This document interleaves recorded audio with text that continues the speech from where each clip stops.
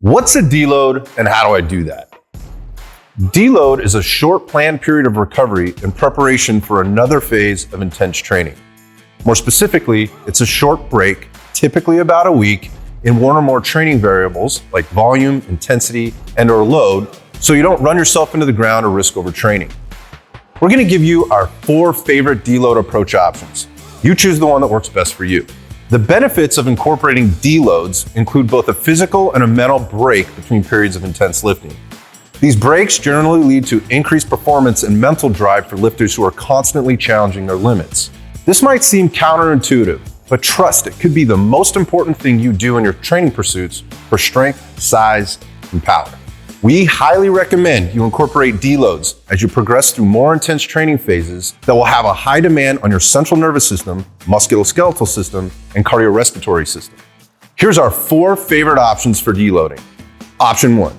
The most common method of deloading, and the one we recommend most frequently, is to simply reduce your loads.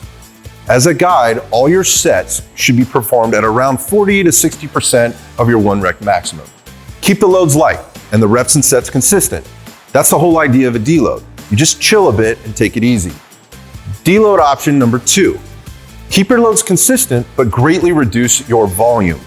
For example, if your training program calls for 5 sets of 5 squats with, say, 315 pounds, under normal deload, you could do 5 sets of 5 at around 125 to 190 pounds. That's your 40 to 60% of that 1 rep max. With a volume deload, you could stay at 315 and hit a couple of singles or doubles, or just go for that 1 set of 5. If you're a competitive strength athlete who finds your performance suffers when you don't have a heavy load on your back or hands week in, week out, this option might work better for you. How do I deload? Option 3. Change your exercise selection. This is a little harder to manage if you're not as savvy with specific exercise programming, but it definitely has its advantages. In short, it means moving completely away from the exercise in your regular programming to provide you a completely different stimulus. A good example of this would be a powerlifter not doing a barbell squat, deadlift, or bench pressing for a period of time lasting 1 to several weeks, following a long period of heavy and intense training.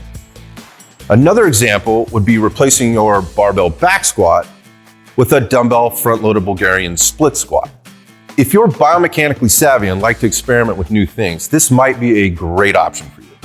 How do I deload? Option 4. Overcoming a sticky point for a specific lift.